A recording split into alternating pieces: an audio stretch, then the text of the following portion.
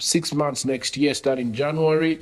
I'm trying to do a tour of Zambia, and the ideology behind this tour is sort of a grassroots engagement of Zambians. There are a lot of problems in the country that I think go unanswered because, Zambians may be facing these problems and they don't even know who to talk to. Some of these problems have been going on for years and we've become used to them, right? So now the question then becomes, how do we get our issues from the grassroots to our leaders, to the leaders in government and the people that are tasked to solve these issues? And that is the element that I want to figure out, that I want to understand. From a resource standpoint of view, I understand this, right? And this is just me looking at the budget. From a resource standpoint of view, I understand that we don't generate as much money given the level of problems that we have. So, you're generating 253 billion kwacha in budget for this year, but what if resolving all our problems is a 500 billion kwacha problem? Then that means we can only finance or fund what we are able to get. And from a budget standpoint of view, you also want to be very careful because you may have problems with 500 billion kwacha, but generally the way government makes money is by taxing its citizens and creating a fee structure for its citizens.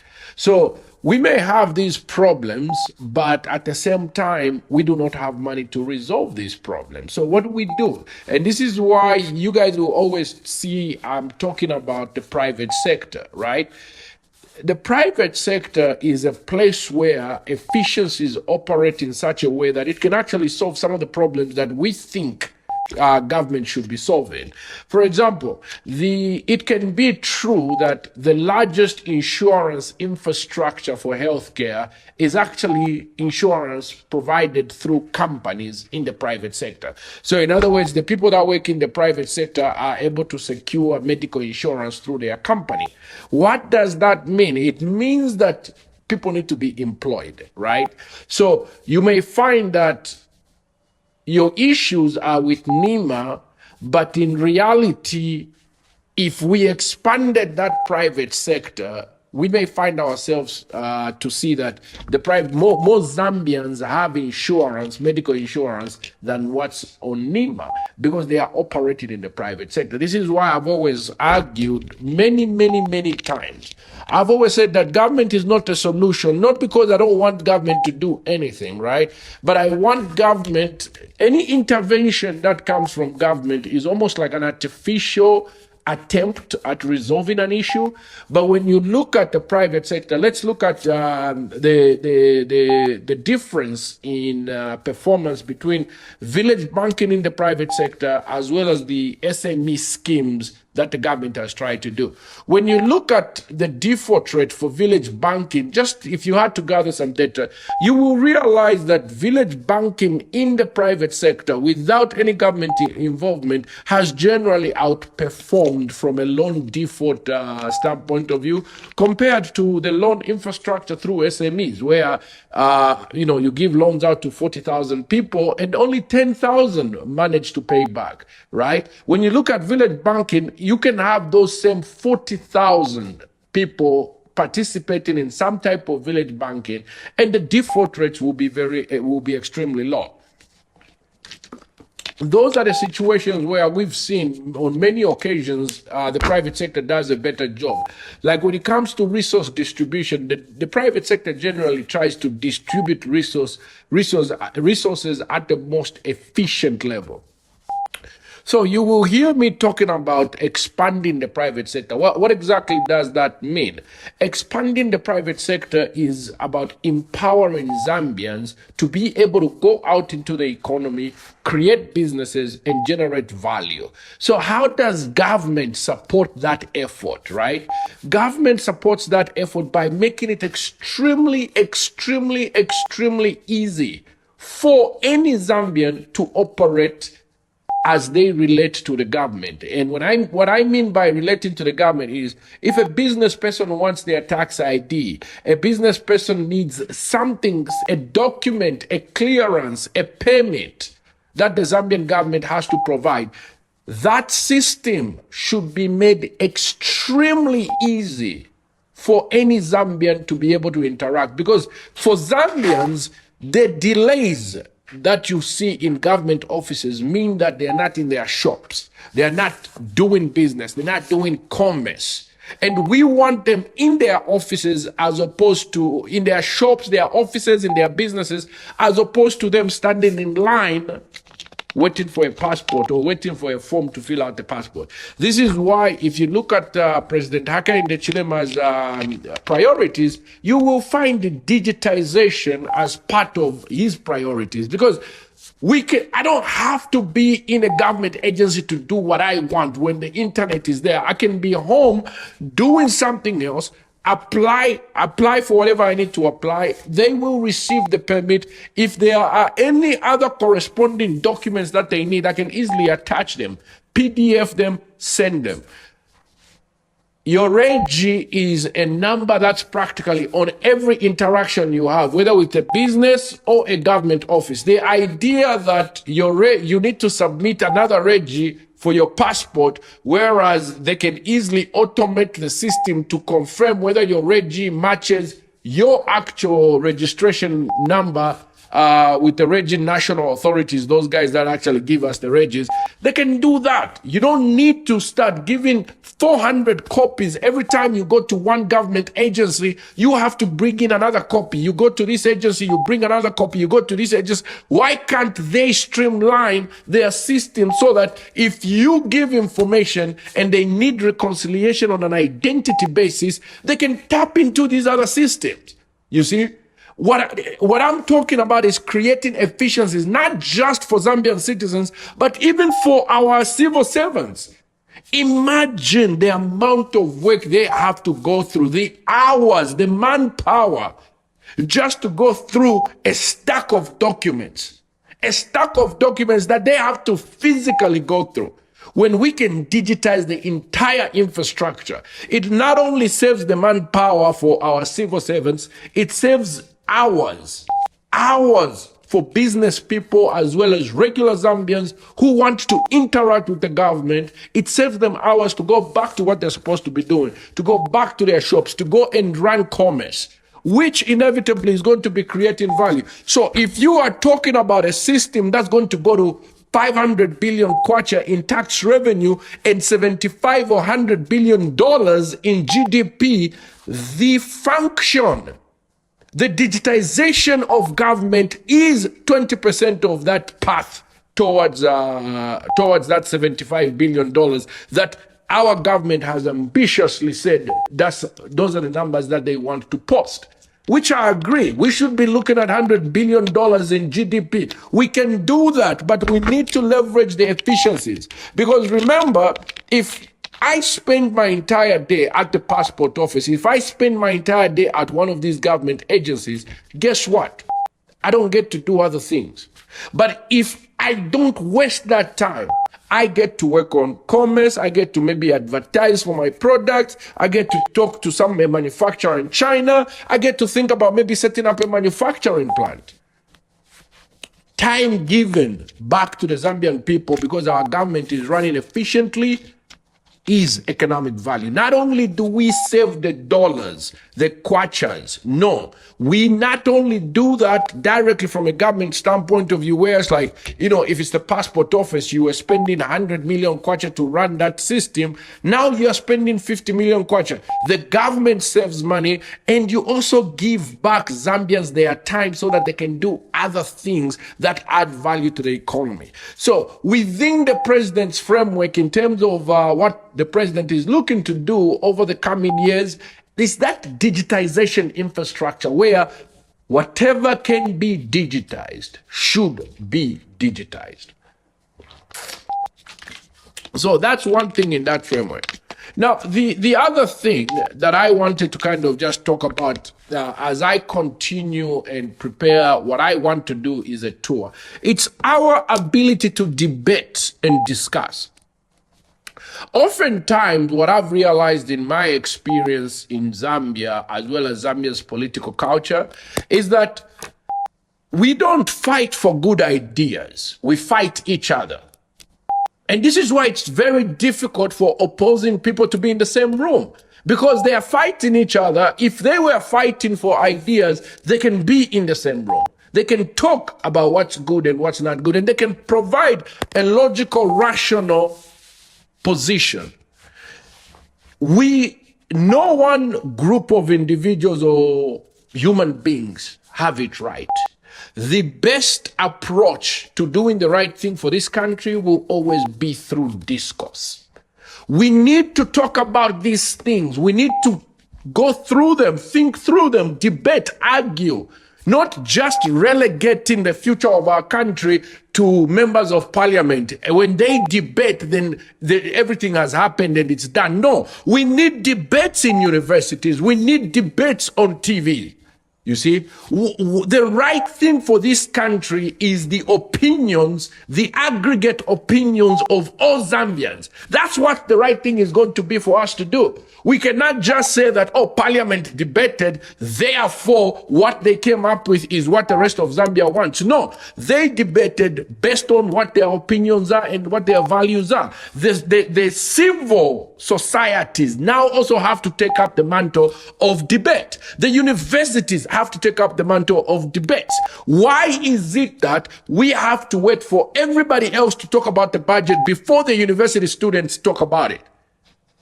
You see, why is it that the University of Zambia is not setting up budget debates? They're not inviting politicians, whether it's the ruling party or the opposition. They're not inviting them to come and have a debate at the University of Zambia. So that if you invite me there and you invite somebody from the opposition, we can make a case to the Zambian people through the students. Because these budgets are going to affect more of their children in the future than many of us. We are getting older, and as a result, our time is ending.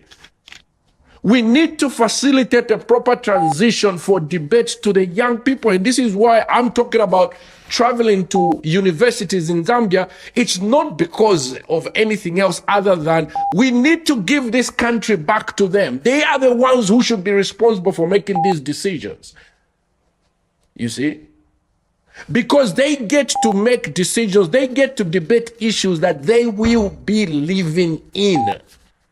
What use is my decision when I have 10 years to live? I won't even be around. This is exactly what I was saying a long time ago when money was being borrowed. My argument was simple. The people borrowing money will not be around to come and pay for this money. And guess what? They are not around. Zambians are the ones who still have to pay. So if our generation also does the same thing, if we go out there and borrow money, the children that are going to be paying for this money, some of them don't even know what 1 + 1 is. Some are not even yet born. It is extremely unfair to future generations if we make decisions that we feel we need to live a certain way in the short term. And therefore, in order for us to support that lifestyle, guess what we do? We go and borrow money. No, we can't do that. We can't be making decisions for our children when they've yet to make those decisions. This is why we need fiscal discipline, this idea of using the resources that you have and not expanding your consumption with money that you have to borrow. That is something that I'm hoping as I interact with university students, I'm hoping I can show you that leadership is simply the maximization of those small resources on Kwete. We don't need to be wealthy. We don't need to be extremely wealthy. No, we just need to eat what we make. That's it. And as time goes by, as we work harder, what we eat also expands. Before we could only eat 100 kwacha, but because we're eating within our budget, we leave room to expand. Next year it will be 200 kwacha. The following year it will be 300 kwacha. Government should also be functioning the same way.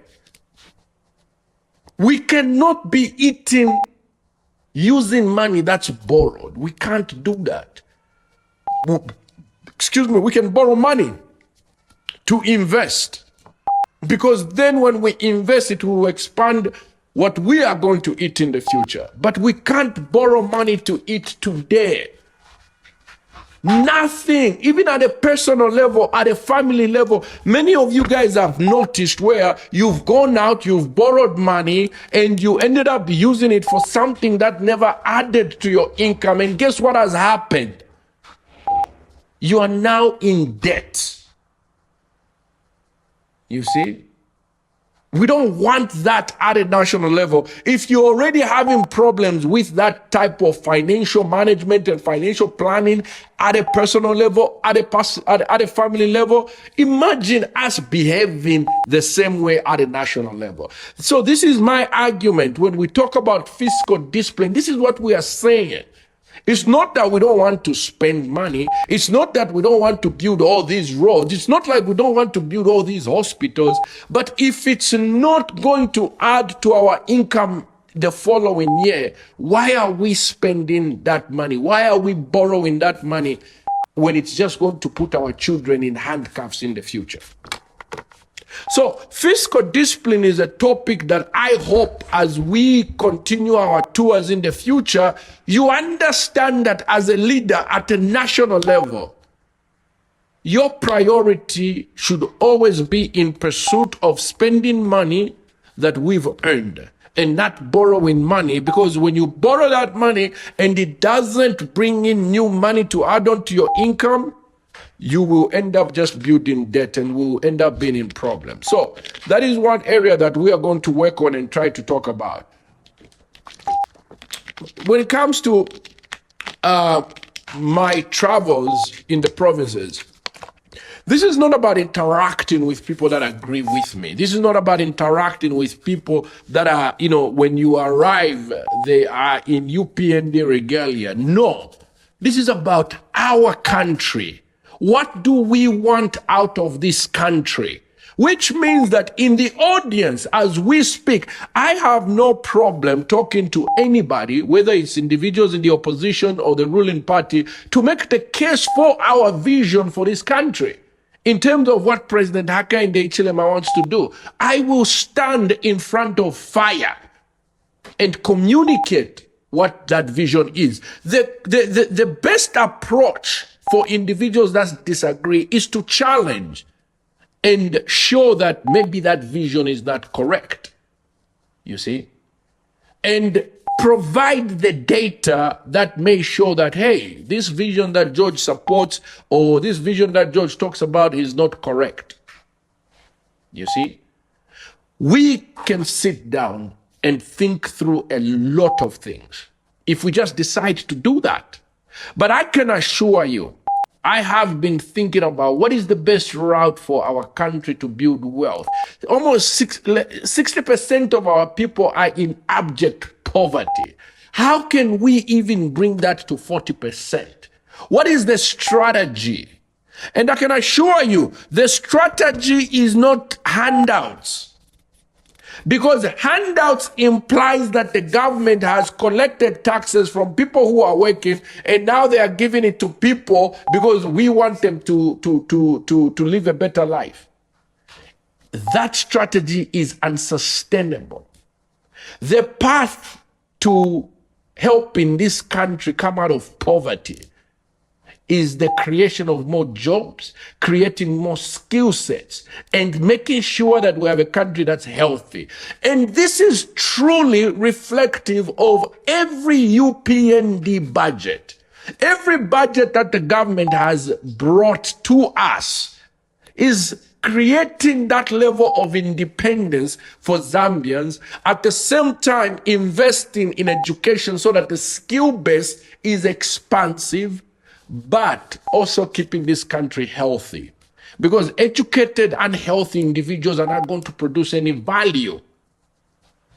So when you look at the UPND budget, that is exactly what it's trying to do. It's trying to create skilled individuals who are healthy, but at the same time, create a space in the private sector where jobs will be created so that individuals in their skill capacity are able to get a job and feed their families. Government intervention through welfare is not going to create anything other than compounded misery. It will never, ever fix anything. This is why if they are getting money, even if it's 800 kwacha, guess what's going to happen when government changes policies? They will still be in that situation poor. To solve poverty is to empower our people with education, make sure they are healthy, and allow the private sector to create jobs for them. That is the most sustainable policy that the government can ever take, which the government is taking currently. Now, there have been discussions related to in Congole. We are taking the hit. This generation has to sacrifice. We have to sacrifice what we can get if we don't pay in Congole. If I decide not to pay, I can go and do whatever I want to do with that money, but it doesn't mean that in Congole will go away. Somebody always ends up paying. That is the reality of the world that we live in. Somebody has to pay. So what we are saying, I think, is simple. We will postpone short-term gratification. We will feel the pain. But within 2, 3, 4 years, the generation that comes after us to take up the mantle of leadership and lead this country will have a clean slate. In that clean slate, they will have money available to do the things that we are not able to do right now because we are paying in Congole. They can build all these roads. They can build better schools. They can hire more teachers. They will have the money to do everything that we wish we can do right now.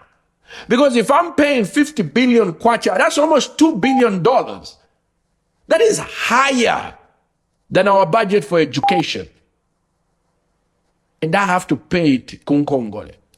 So in the event that I don't have to pay for that, it would assume that I would have 50 billion kwacha or $2 billion available to spend on anything I want for my people, for the citizens of this country. That is the strategy that the UPND government is following when it comes to debt. It's not that, it's not about just wanting to pay. No, it's the idea that if we do pay today, we will leave room for the future, for our children to come and actually spend the money that this country makes on themselves. That's kind of what we are thinking about in terms of that approach. We need to be strategic in thinking, and I would like to continue dialogue.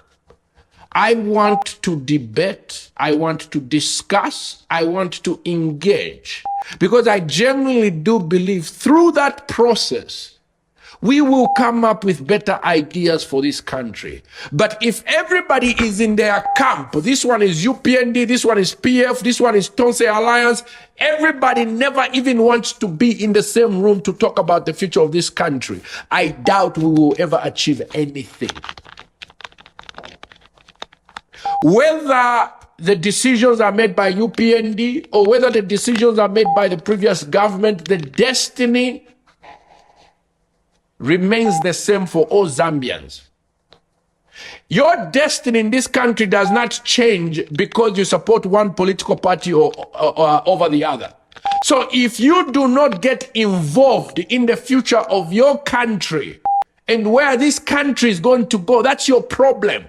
You have nobody to blame. I do not think, personally, if you are not ready to take up the responsibility of leadership in this country, you have any right to complain. And when I say leadership of this country, I'm not talking about you being a politician. You can literally organize your community to address an issue without even being a politician. You can still be a banker.